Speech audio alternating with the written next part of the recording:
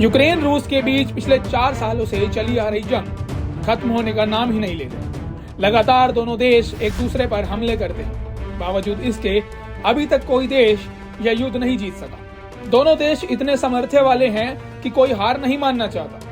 Ukraine रूस के मुकाबले काफी छोटा देश है, लेकिन हौसले इतने बुलंद हैं कि इस जंग में पीछे हटना उसे गवारा नहीं। यही कारण है कि पश्चिमी देशों का यूक्रेन को भरपूर सहयोग मिल रहा है।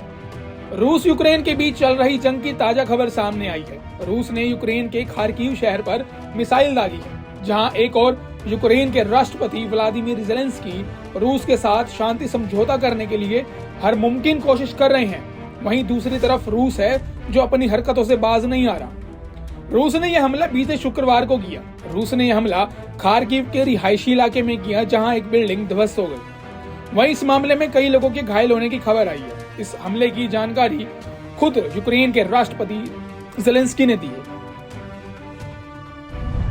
यूक्रेन के राष्ट्रपति ज़ेलेंस्की ने दी एक्स पर जानकारी। रूस द्वारा हमले की जानकारी ज़ेलेंस्की ने एक्स पर साझा करते हुए लिखा, रूस ने खार्किव पर एक भयानक हमला किया है।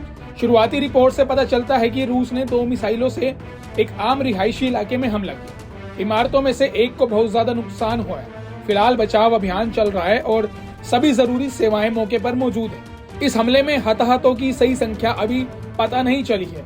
फर्स्ट रिस्पोंडर्स, यूक्रेन की स्टेट इमरजेंसी सर्विस, साथ ही खार्किव शहर और क्षेत्रीय अधिकारी लगातार अपडेट देते रहेंगे। ज़ेलेंस्की ने कहा कि रूस शांति नहीं चाहता, तभी वह लगातार यूक्रेन पर हमले किए जा रहे हैं। साथ उन्होंने अन्य देशों से सहायता भी मांगी है और उन सभी लोगों का धन्यवाद किया जो लगातार यूक्रेन के साथ बने हुए हैं।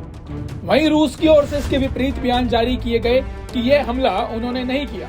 उन्होंने इस आरोप को सिरे से खारिज कर दिया। रूस ने कहा कि यूक्रेन खार्किव को लेकर झूठ फैला रहा है। यूक्रेन ने किया रूस पर हमला, विदेश मंत्रालय ने दी जानकारी। रूस के विदेश मंत्रालय द्वारा एक्स पर जानकारी दी गई कि रूस ने खार्किव पर हमला नहीं किया। यूक्रेन द्वारा यह झूठ फैलाया जा रहा है। खार्किव पर रूसी हमले के दावे का मकसद यूक्रेनी सशस्त्र बलों द्वारा 1 जनवरी को खरसोन के खौरी बस्ती में नागरिकों पर किए गए क्रूर आतंकवादी हमले से अंतर्राष्ट्रीय ध्यान भटकाना है। रूसी विदेश मंत्रालय ने एक बयान में कहा कि खरसोन क्षेत्र में न्यू ईयर सेलिब्रेशन के दौरान यूक्रेनी ड्रोन हमले से एक कैफे और एक होटल पर हमला किया, जिसमें बच्चे सहित कम से कम 24 लोग मारे गए और 50 से अधिक लोग घायल हुए। रूस ने आरोप लगाया कि यह हमला मानव रहित हवाई वाहनों का इस्तेमाल कर किया गया। उन्होंने इसे नागरिकों के खिलाफ कीव का एक क्रूर कृत्य बताया। इन हमलों के बीच जानकारी सामने आ रही है कि यूक्रेन के राष्ट्रपति द्वारा एक बड़ा फैसला लिया गया। उन्होंने यूक्रेन के वर्तमान डिजिटल ट्रांसफॉर्मेशन मंत्री मिखाइलो फेडोरोव को यूक्रेन का नया रक्षा मंत्री चुना है।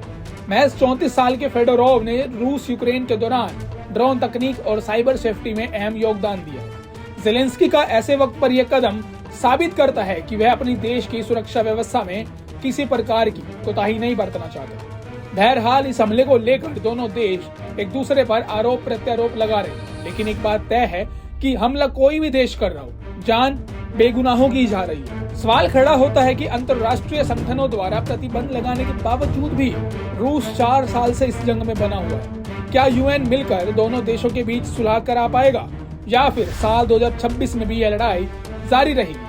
फिलहाल के लिए इस खबर में इतना ही। देश दुनिया की तमाम बड़ी खबरों के लिए देखते रहिए पंजाब केसरी टीवी।